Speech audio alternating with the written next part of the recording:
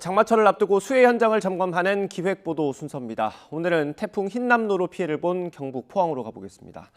당시 도심을 가로지르는 하천이 넘치면서 아파트 지하 주차장을 덮쳐서 7명이 숨지는 참사가 있었던 곳입니다. 현장에 취재기자 연결합니다. 김근우 기자. 네, 경북 포항시 수해 현장에 나와 있습니다. 네, 현장 미리 둘러봤을 텐데 어땠습니까? 네, 지금은 그쳤습니다만 이곳 포항에는 오늘 아침부터 다시 비가 내렸습니다. 사고 이후 10달이 지났지만 주민들은 아직도 오늘처럼 비가 오는 날이면 창문 건너편에 있는 냉천을 쳐다보면서 오늘은 물이 넘치지 않나 불안해하는 하루하루를 보내고 있습니다. 지금 제 뒤로 보이시는 곳이 바로 사고가 발생한 지하주차장 입구인데요. 사고 당시에는 제가 서 있는 이곳까지도 허리 높이까지 물이 차 올랐었습니다. 주차장 입구를 자세히 보시면 지금 은색 구조물이 설치되어 있는 모습 확인하실 수 있습니다. 버튼을 누르면 자동으로 내려와서 물을 막아주는 물막이 문입니다.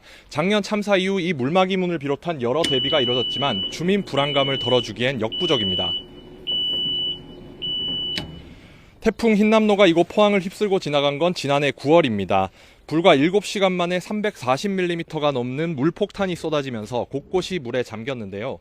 특히 포항 도심을 흐르는 하천인 냉천이 범람하면서 이른 아침 주차해뒀던 차를 옮기러 주차장으로 내려갔던 주민 7명이 숨졌습니다.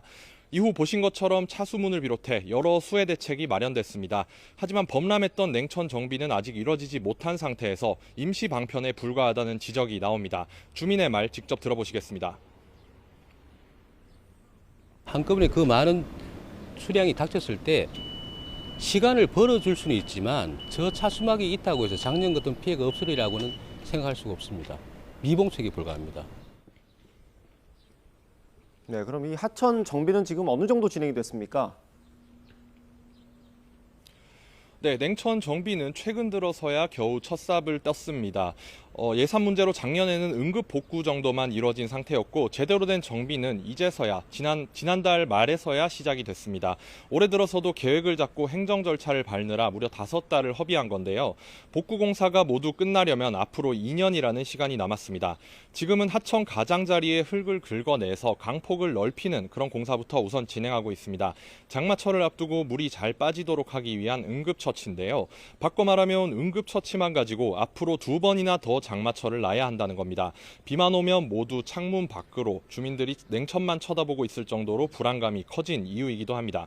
공사를 맡은 경상북도는 우선 최대한 기간을 줄이고 그래도 긴급 상황이 발생하면 제방을 쌓는 등 다른 대책도 마련해서 피해를 방지하겠다는 계획입니다.